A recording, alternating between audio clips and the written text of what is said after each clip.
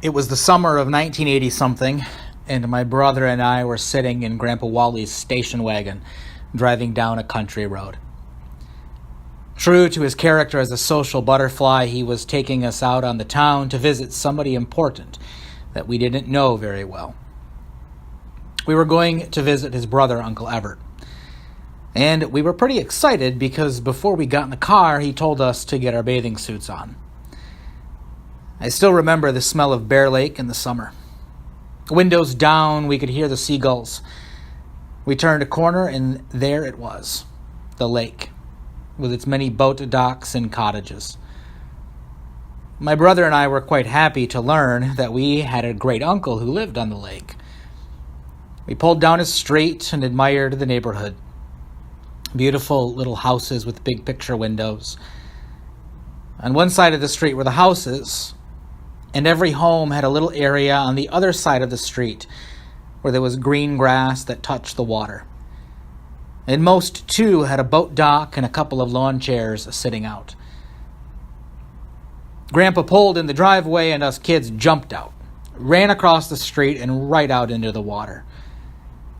There were little sunfish sailboats out that warm Sunday afternoon with people enjoying life. I recall the water was pretty cold and shallow. We slowly waded out farther and farther. Before we knew it, we were so far out in the shallow lake that when Grandpa came back out to say, "Hey, I want to introduce you to somebody," it probably took us 5 minutes to wander back to the shore. We pulled ourselves up onto the dock where Grandpa Wally and Uncle Everett were standing and waiting. We looked around for our towels, but had forgotten to bring any. Uncle Everett said he'd be right back. In what seemed like an eternity, standing there with goosebumps, I remind you that this is a Michigan summer and it was probably only 75 degrees out, Uncle Everett returned with a couple of towels. Grandpa Wally officially introduced us. Uncle Everett was a nice man, and he had a really cool house on the lake where we could swim and play. I remember thinking that I was going to like this guy, and truth be told, I did. I still think fondly of him. But as kids, that didn't mean we weren't standing there impatiently. We wanted nothing more than to get back in the water. And when we finally got the okay, I remember jumping in and feeling the sand on my feet. I recall in my mind that it was actually sort of weird sand. There was a crust to it, like it was starting to become sandstone. It was evident, even to a kid, that this beach hadn't had anybody playing on it in a while. Grandpa Wally took a seat in one of the lawn chairs to watch over us. Uncle Everett ran back inside for a minute, coming back out with 2 glasses of iced tea. He and Grandpa sat there and reminisced. Adam and I played. We splashed. We threw mud. We tried to talk Uncle Everett into letting us take his boat out. Fun summer kid stuff. But there was one thing that was weird that I noticed. I remember being way out there in the shallow lake and looking back to see Uncle Everett constantly getting up from his lawn chair again and again to go back inside. I'm sure we complained when it was time to get out of the water, but eventually we agreed. Grandpa said that he wanted to show us the backyard of Uncle Everett's property too. We dried our wet bodies off the best we could and ran barefoot around the yard until Uncle Everett came out to show us his prize-winning garden. I remember eating so many blackberries and wondering why somebody would need so many types of tomatoes. Uncle Everett ran back inside for a few minutes. When he came out, he brought both Adam and me a bucket to collect berries with. But by then, we had had our fill. The afternoon was wearing down, and Grandpa said that it was time to go. We picked up our towels that Uncle Everett had let us borrow and our buckets, which by now only had blackberry stains in them. Grandpa led us through the old aluminum back door into Uncle Everett's house. I remember being surprised to see him sitting down in his recliner watching TV. I know that he hadn't forgotten that his brother had come by with his grandkids, and so why was he watching TV now, I wondered. He was glued to it for some strange reason, I thought, and this is coming from the kid that tried to glue himself to cartoons whenever he could. Uncle Everett thanked us for coming over and welcomed us back again whenever we wanted. My brother and I thought that that was great. That house on Bear Lake was such a fun place to enjoy life. Back in the car returning home, I remember Grandpa asking what we thought of Uncle Everett. We both agreed that we liked going over there. I asked him, though, why Uncle Everett was always leaving us, going inside for about 3 minutes, every 5 minutes that we were there to visit.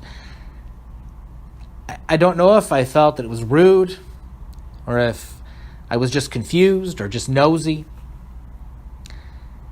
Grandpa said, well, Uncle Everett has to look at the ticker every once in a while. What's a ticker? I asked. It's something on the TV that tells him how much his gold is worth. I gave him a funny look because I didn't understand.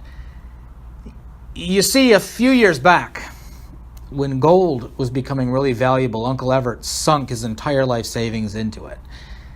And right after he did, the market sunk. Ever since then, he's been trying to regain his losses. He can't help but constantly watch the gold ticker to see what's going on. Is that why he kept going inside today? That's why he kept going inside today. Don't think he didn't enjoy your company and watching you kids play. We both did. But Uncle Everett just had something else in his mind that he couldn't let go. We sat in silence the rest of the way home. It was the first time that I think I felt sorry for somebody who had so much. It was sad, especially to a kid, to learn that where he had invested his treasure ruined his quality of life. The gold was always pulling him down and literally away from the real joys of life that he once knew. When he had built his lakeside home and began his prize-winning garden, he lost touch with the things that were once so important to him. It was like his gold, which for a brief time brought him such joy, had now become a millstone around his neck, constantly pulling him out of the real world, back to his little glowing box that would tell him how valuable he was. I share this real-life story that came to mind, the only memory I have of Uncle Everett, when I recently read a book addressing our gospel reading today. It said, we Christians are called to live and to give generously. It's a matter of our faith. The Bible tells us that what we do with our money and possessions impacts our faith. Notice that I didn't say it might impact our faith. The Bible tells us that it will impact our faith. That impact can be positive, but it can also be negative. The author wrote, my favorite verse in regards to this is Luke 12:34, where Jesus says, for where your treasure is, there your heart will be also. For many years I imagined that it said, where your heart is, there your treasure will also be. Read that way, the verse means that if I can only get my heart in the right place, then my treasure will follow. And that might be true, but it isn't what Jesus said. Jesus said that what I do with my treasure will cause my heart to go there as well. If I put my treasure with Jesus and his work in the world, that will cause my heart to draw closer to Jesus. Conversely, if I put my treasure in things that have nothing to do with Jesus, my heart will be drawn to those things and away from Jesus. It was weird as a kid to feel sorry for somebody who had so much. Uncle Everett had learned the hard way that for where your treasure is, there your heart will be also. And so he spent his golden years, those years that he had worked so hard for, building his house and his garden, sitting inside, watching the gold ticker. I felt bad for him. And I thanked God that I had learned that lesson so early on. For where your treasure is, there your heart will be also. Amen.